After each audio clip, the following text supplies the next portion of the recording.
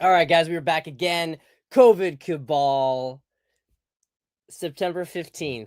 What is up, people? What is up, people? What is up? What is up with the team today? We've got a primetime spot. Look, you guys got to be so happy right now.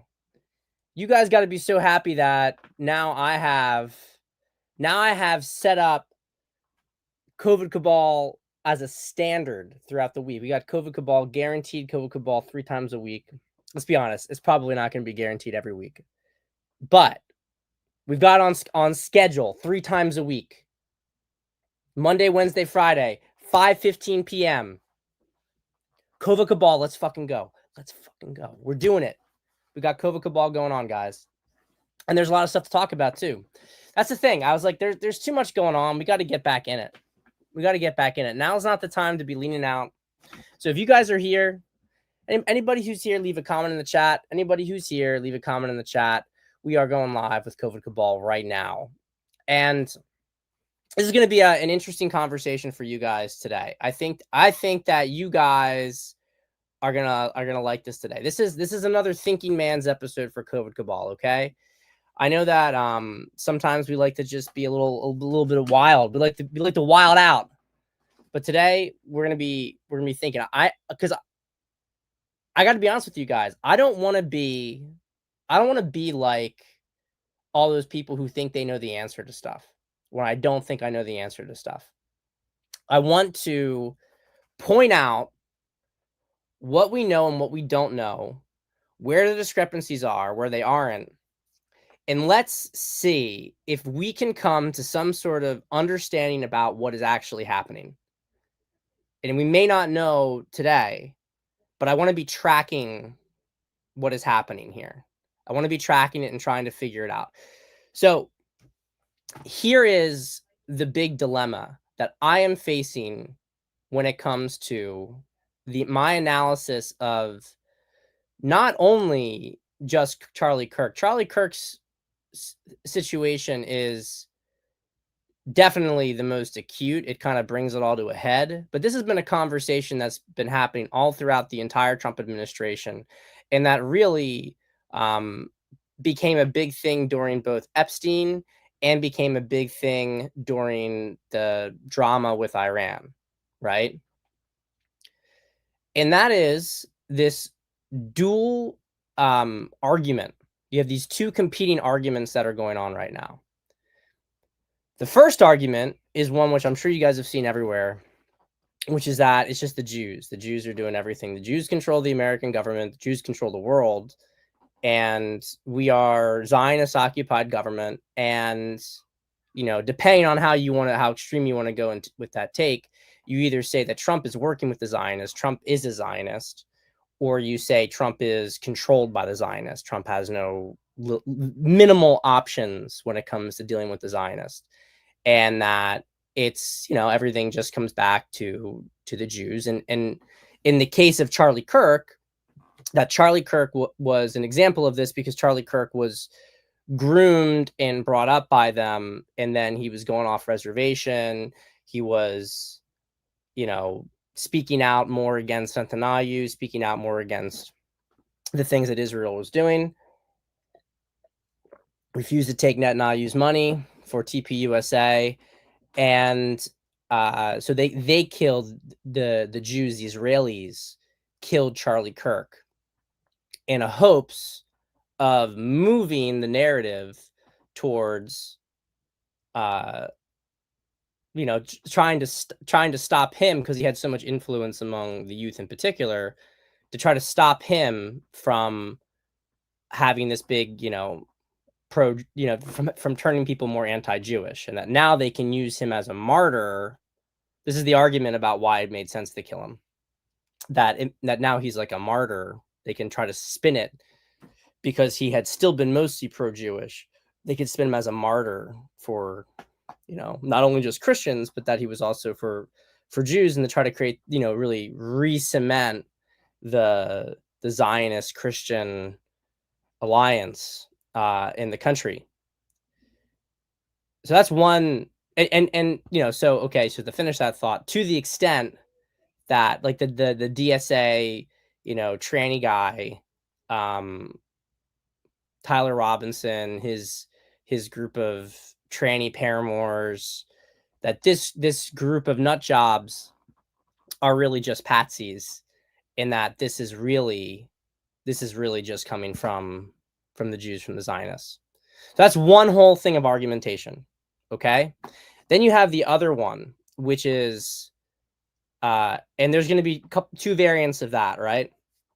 The main variant is that this is the radical left, DSA types, who have been encouraged and propped up all of these years by some Jews, but that this is basically just, this is the left, which is a different group, and they killed Charlie Kirk for very linear, straightforward reasons, that they are communist revolutionaries, and Charlie Kirk humiliated this guy, Tyler Robinson, right?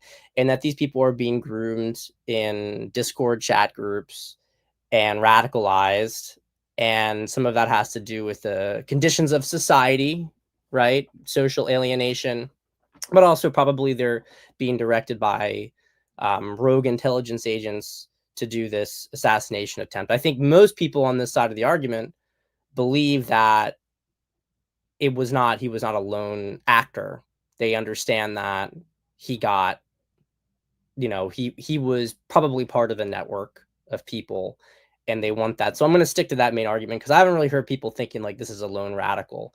People, they may have think he was a lone gunman, but that they don't necessarily know that they know that he was part of a bigger group. Rudy, since you just got here, very, very quickly, I'm basically saying, trying to outline the two arguments.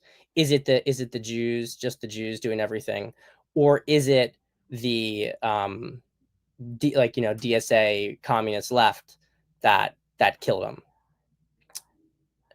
And so the layers to that second argument are that, okay, I'm trying to think of how to put this. This stuff is really complicated.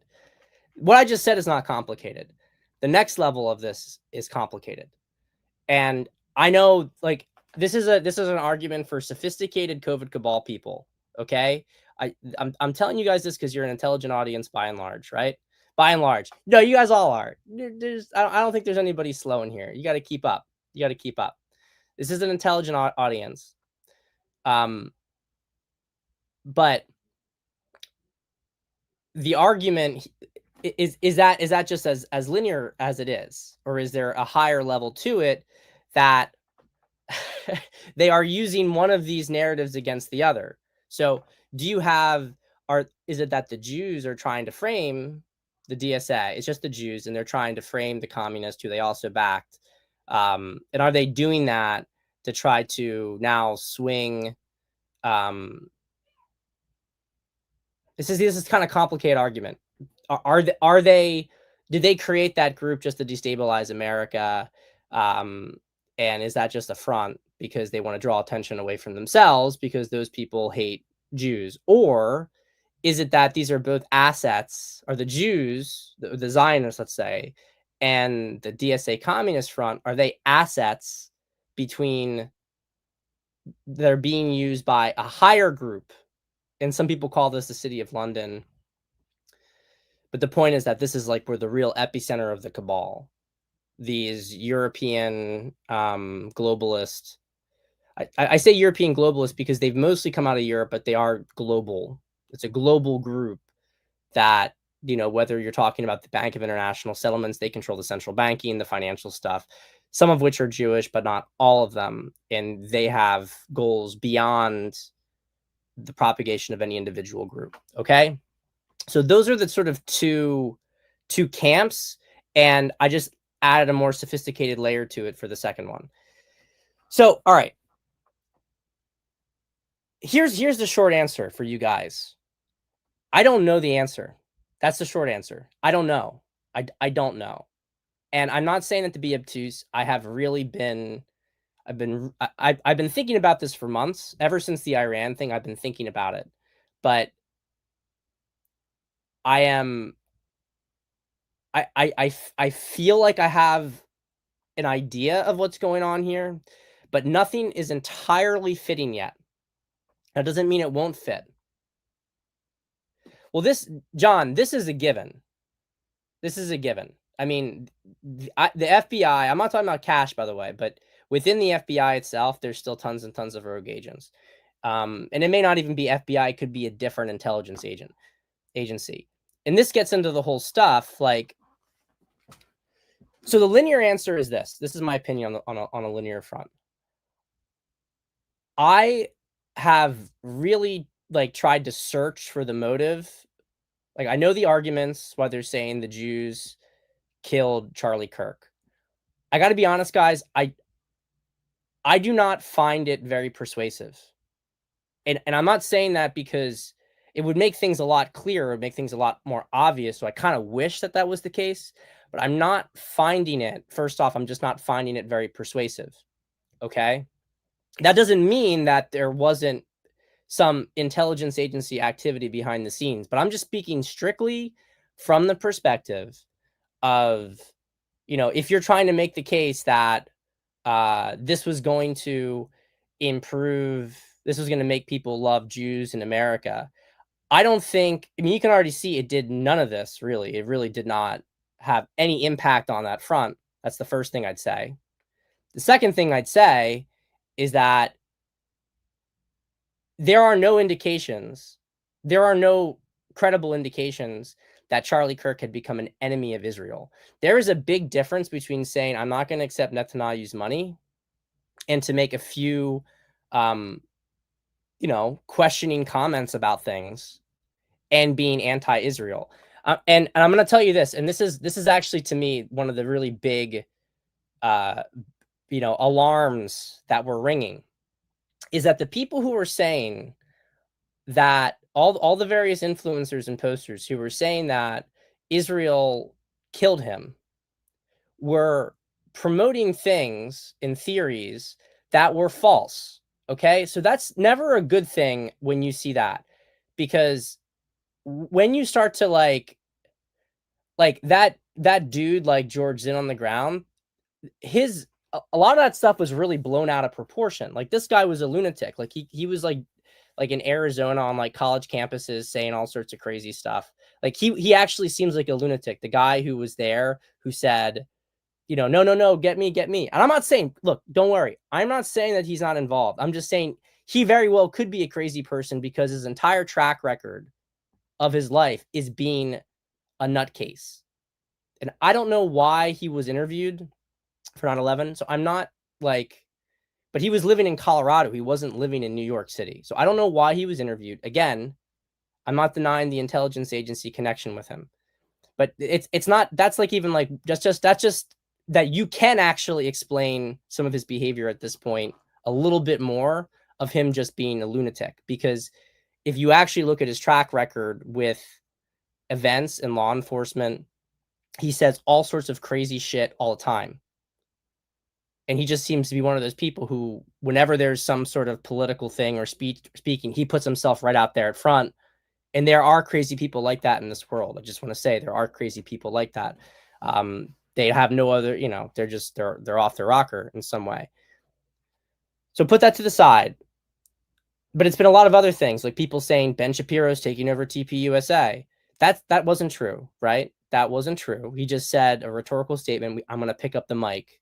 He didn't say he was taking it over, but all those anti-Israel people were spreading all this stuff around. And I have seen that a lot.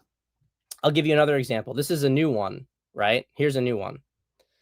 So this was something that people were saying that, that they had that he was in a combative mood the night before talking to this rabbi. And they were establishing it like that Charlie was like, that they were trying to bully him the night before. Well, first off, at that point, let's think this through for a second, okay? Why would Israel be trying to bully him into talking points the night before when they're going to fucking kill him the next day? All right, so let's think about that for a second. It doesn't even make any sense on its face to try to be like, Yeah, we have to like we have to try to convince him. They're not going to call off the op at that point. It's too late in the game. So, the night before his assassination, Charlie Kirk met with Israeli National Rabbi Pesach Volitsky to discuss how to defend Israel effectively on campus. During their conversation, Kirk was arguing for the anti-Israel side, even if only rhetorically. He was working out talking points, playing the role of devil's advocate, pushing us on these issues, trying to sharpen the ire, Volitsky said. He was in a combative mood, which is good. They took this out of context, right? He was preparing for debates and attacks, the rabbi added. Now, look, people who are saying, read between the lines, read between the lines. No, really, that's not what was happening. I will read between the lines, okay? I will read between the lines. I was in debate before, and that is actually how you prep for a debate. You prep for a debate. The only reason you become good at debating people is by understanding the other side's arguments. Okay? So this is one of the things, like, when I see commentary that is deliberately misleading, deliberately obtuse, and really stupid, and to a certain extent, like overreaching. There's just a lot of overreaching. It makes me lose faith and credibility in the argument that they're trying to make. So Charlie Kirk, maybe he was going another direction because he Charlie Kirk kind of paced where the mainstream was and he guided it, but he also followed it, right? As any person who is an influencer in the middle does. And he knew that things were moving in that direction. I've listened to all these clips that they say Charlie was going super anti-Israel. Charlie was saying the same kind of stuff that I say about Israel, more or less.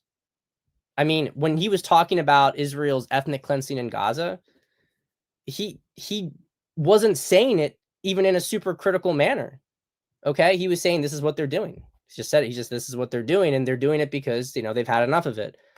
He wasn't saying it like Israel is, the last. So a lot of these people, they're actually trying to manipulate Charlie's legacy to be a little bit more than it was. Now, was he upset with Netanyahu and was he pushing back? I certainly think he was. I think all of us are fucking sick and tired of Israel. We are. We are all sick and tired of it. Okay. But Charlie was not anything close to like a Fuentes. And Charlie, whenever he did criticize Israel, he was always very, very, very clear to indicate when he talked about like Jewish influence in politics, he was very, very clear to indicate that most Jews weren't a part of that. So I don't understand why Israel would kill somebody like this, because nobody at this point is like, Israel's just losing its position anyway. That's happening. It's happening because people are tired of the nonstop pro-Israel stuff. So okay, here, and this is where, and I want you guys to be patient with me on this. Or I don't even be patient. I want you to be open-minded, because many people are going to think I am reaching too much. And maybe I am reaching. That's why I said I don't know the answer here. I'm just going to say this. I'm going to say this, okay? People who have known about Israeli influence in American politics have been complaining about it. They have been complaining about it for decades. They've been complaining about it, definitely all the 9/11 truthers, and they were crushed, right? They were crushed for talking about this stuff, about, the manipulation of Israel and American politics. Okay. And all of this stuff was totally like, you just didn't really have a leg to stand on with it. Okay. And all of a sudden, it went from being this thing that you really couldn't speak about, you would get deplatformed from immediately for talking about it, to being something that is literally all over the place all the time. Okay? Now, you could view this in one perspective and just say it's escape containment. And that's why I said, like, I want this to be like well I want to talk about this. I want to try to understand it. You could just say it broke containment, the idea of Jewish control and influence over American politics. I just broke containment. That's what happened. And as a result of that, it's just all over, and that's it, right? But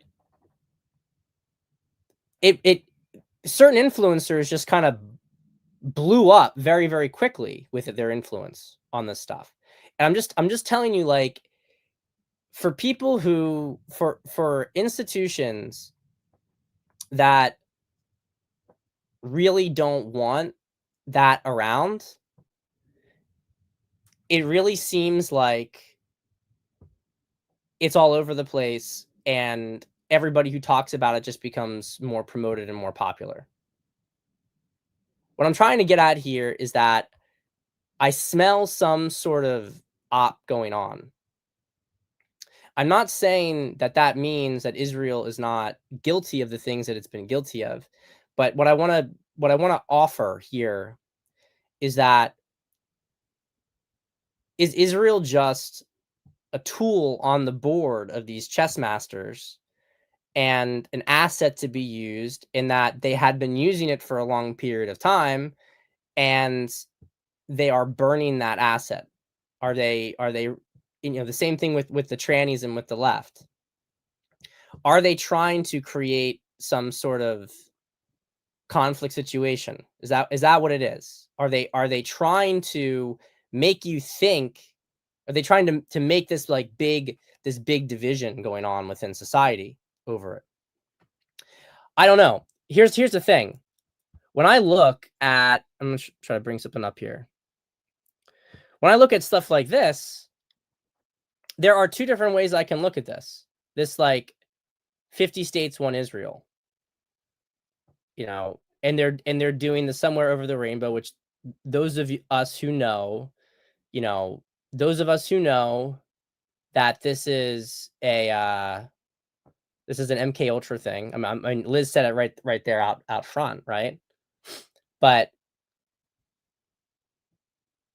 this is all in everybody's face. Like, we have a conspiracy culture. Since 2020, conspiracy theories broke containment. This is what I want to get at, and this is why I call this the conspiracy double fake. Since 2020, conspiracy theories broke containment, in the sense that everybody saw that they were real. So what do these people do when everybody starts to believe something? They can't control the fact that people are going to believe in conspiracies anymore. What they do is, and then they start to play off of that. So first, a lot of the early stuff in the conspiracy theory world is that they just made distortions of so they had people in alternative media who would take these ideas and they twist parts of them. And you look at that in the Q community and other things, a lot of like fucking Looney Tunes people as a result. Okay.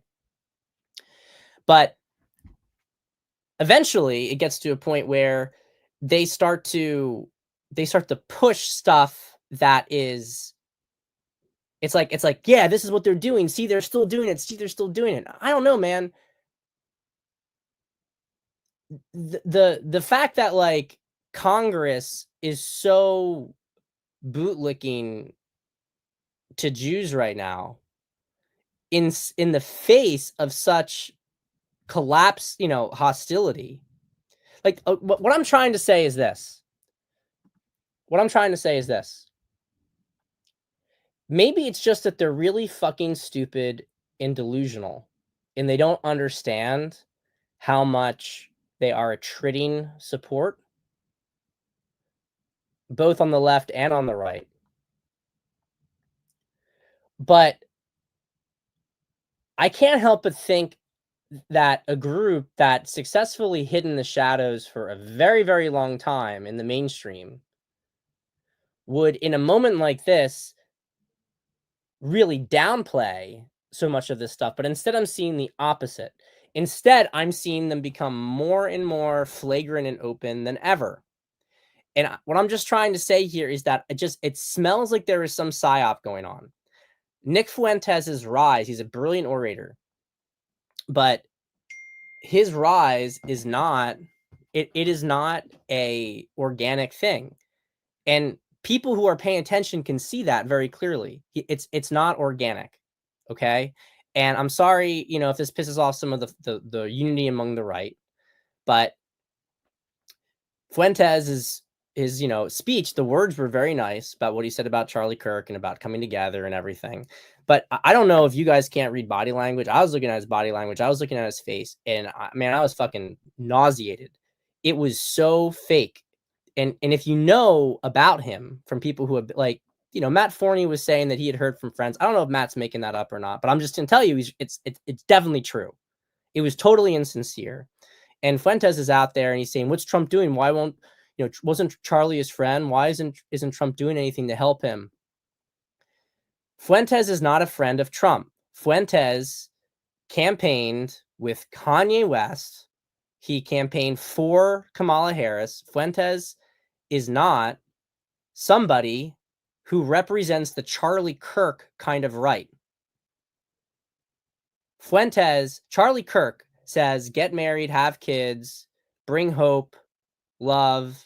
He was a saint, right? Fuentes doesn't embody any of that stuff.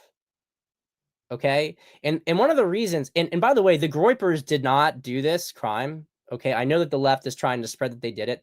A Groyper didn't do this. We don't know about was it Mossad was the intelligence agency that was working with these people? Is that part of the double layer? But there's no question that on a pawn level, on a patsy level, it was Antifa, tranny group, whatever, on Discord. No dispute there. Any attempt to tie the Groypers to this is its own thing, right? It's fake. But the reason why it's somewhat believable is because spiritually there is actually not a lot of difference between these two types. I mean, that's going to piss some people off, but it's true. If you are somebody who's just angry and resentful, terminally online, you're not forming, healthy relationships with the opposite sex. I mean, Fuentes hates white women. So, I mean, you want to talk about like a lot of this stuff is always like trashing white women. So there's a lot of stuff here. If you're trying to create if you're looking at this from a spiritual energy perspective and you're looking at, what sort of people would you want to elevate in a movement to sabotage them from the other direction? Because if the country is moving right, this is one of the things you have to understand. They know that there are natural swings in the pendulum. So what they do is they try to push and distort those natural swings. So rather than being able to come to a real unity point, which is what Charlie Kirk would have wanted, where we have a healthy, functioning American republic that values free speech, we've come together as a people. Rather than come to that, they want us to fall into some sort of destabilized swing of hate, right? That's what they want. And so it makes sense that you see the country, they have their asset on the left and they have the left doing these things. They push it to the limit where it's like crazy, crazy tranny stuff. They can't win, right? They can't win that. So what do? They start to pull on the right a new opposition to fight against the old one that they had. And so that then they can burn the trannies and the left because they know that's they know it's exhausted, right? And then they can use the destruction of that one asset to build up the next asset on the other side. So then they can have the country swing in that direction and do its own thing. That's also negative. This is the point here. You can't trust that guy after January 6th. Fuentes is the only one besides for Ray Epps who was on the Capitol, who was telling people to go into the Capitol, and who was never arrested. Okay? I'm sorry. Anybody if you're really paying attention, you can tell it's not organic. And if you're also really paying attention, you can tell the message is not positive and constructive. That doesn't mean that there's not a lot of truth in it. It might be 80% true. That's not the point, though. The point is that it is not taking people in a good direction. And what I have to just point out is that you kill Charlie Kirk. Who has the most influence on the right outside of Charlie Kirk? It's not Ben Shapiro. You have all these anti-Israel people who are saying, look, Ben Shapiro is going to take up the mantle. But we know Ben Shapiro is not going to take up the mantle. Ben Shapiro is a has-been. Nobody can stand him. He is becoming less popular because of partly the stuff with, he can't get off the Zionist shtick. He has no balanced perspective. He's a hack. It's the same thing with a lot of these people like Mark Levin. You can be right on a lot of issues, you can be good on some things, but you can be fundamentally a hack because you have no objectivity on a certain issue, and people are tired of that. Well, people like Charlie Kirk because Charlie Kirk was willing to learn and was adjusting his position as he learned more information. The point is you killed Charlie Kirk. You don't have the momentum is not going towards Ben Shapiro, it's going towards Nick Fuentes. Who benefited from Charlie Kirk dying? Nick Fuentes. Again, that doesn't mean a Groyper did this. But what it does mean is that the people the Groypers are telling you did this doesn't make any sense for them to do it if you're viewing this from a pro-Israel standpoint, or this is about helping the Jews, because killing Charlie Kirk makes all of Charlie Kirk's audience not become more pro-Jewish. It makes them go to Fuentes to listen, especially when Fuentes comes up and starts talking with this little schmarmy face, talking about, he was such a great man, and he was my rival, and look, it was well said. That's the thing that drives me crazy. I know he's so good at it, but it was fake. And if you look at his, I don't want to sound like one of these people. Okay, I want to sound like one of these people. But you have to, the somebody's character, and that they're ultimately, that it's not real because their character. Okay, and their real objectives. So look, here's the point. Is it possible that we are in a setup right now that the group, that Israel is just it's been a pawn on the stage that they've been using, and that they're now using to sacrifice, or at least they're using the tension of it to build up more resentment and issues, right? Are they going to try to use them as a sacrificial lamb? The difficulty, of course, is that there has been enormous amounts of bad behavior from that community. And, but it's really notable. Like, you have someone like Mandami who hates, right? He hates Netanyahu. He hates the Jews, etc. Half of the Jews in New York City want to vote for Mandami. And that's not, and more may vote for him anyway in the end, right? Because the other half are not voting for a conservative. So this is the point I'm trying to make. And I know I'm going to lose people because it's a more complicated argument, and you do have to watch about going too far with this stuff. You have to watch about overthinking. But something definitely is not correct in what's going on here. That doesn't mean I don't think, there is not still lots of pressure and back and forth that Trump and Netanyahu have with each other. There's issues. But I still don't see any evidence. You had JD Vance today talking, like, in Tucker, talking about the stuff with Israel. It's a vice president. They're talking about this stuff openly.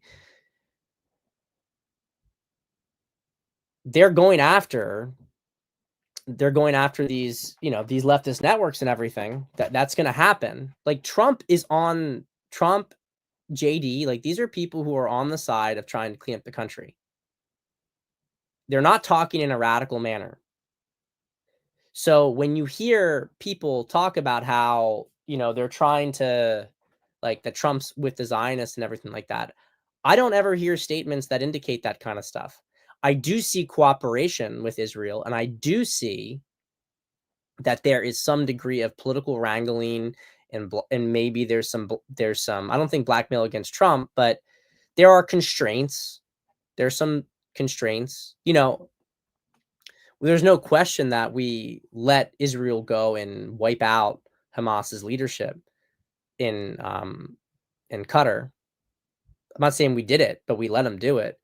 So I'm just saying this is complicated. But if you just say, well, Trump is a Zionist, Trump just supports Zionist measures, there's not a lot that, he hasn't been giving Israel everything that they wanted. And there is some game that's going on here. There's something else that's happening behind the scenes. And I can't put the whole thing together yet, but I can just tell you that this whole, like,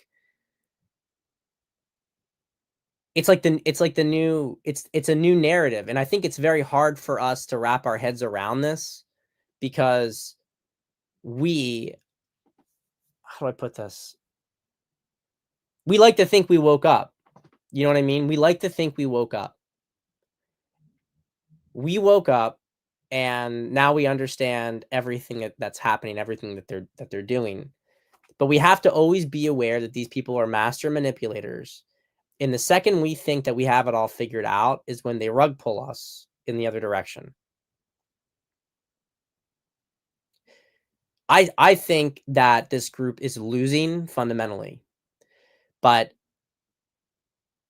if you are losing and an asset as having diminishing returns, it just definitely would not surprise me if they were trying to throw our country off course by making us by trying to distract us and to corrupt us in that other direction.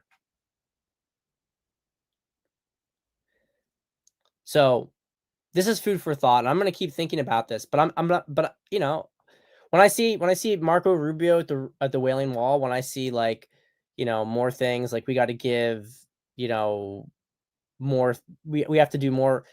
Oh, this was another thing I want to say actually.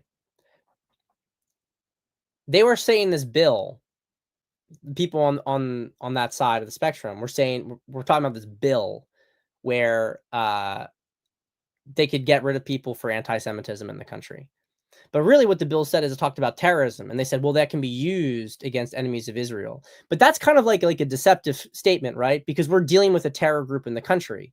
So if we're talking about getting rid of people from the country who have been involved with terrorism, like you can't just twist that automatically and say, oh, that's a pro-Israel thing when we're dealing with the SA types. So anyway, guys, I think that there's like a needle to thread here, and I believe that they are trying to pull us into a big civil war situation against of left versus right. And if part of the way that they motivate the hate on the right, if they can create a hate on the right, if they have to create that hate by having um, the Jews as a scapegoat, I think that they'll definitely do it, and it's going to be not impossible to do, considering the Jews have created so much bad karma.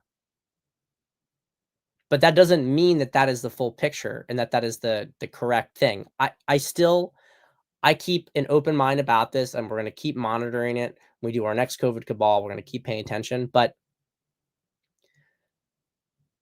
I see a lot of reaching to try to tie this attack to Mossad. I just see a lot of reaching. And I looked at all the photos. I looked at the photos of they're saying that there was another shooter. And by the way, I'm not saying that that the storyline makes sense right now. The storyline's getting more jumbled.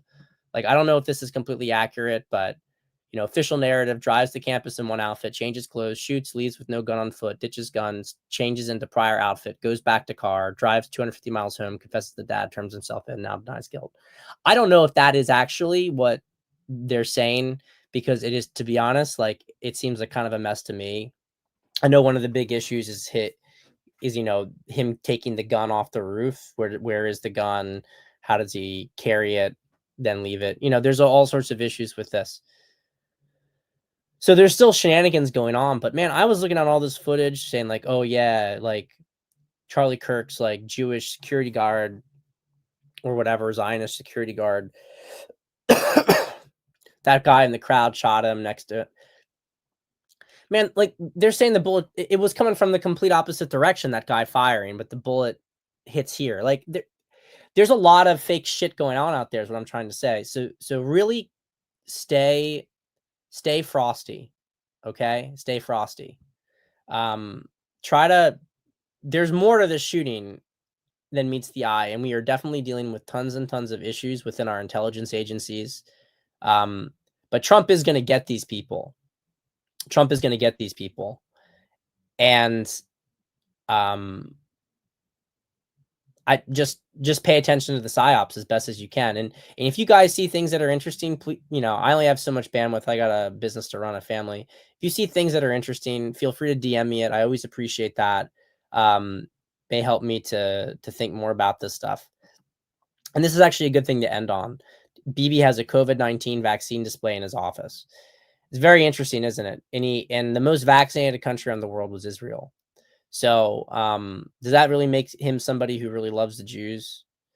I don't know. I don't know about that.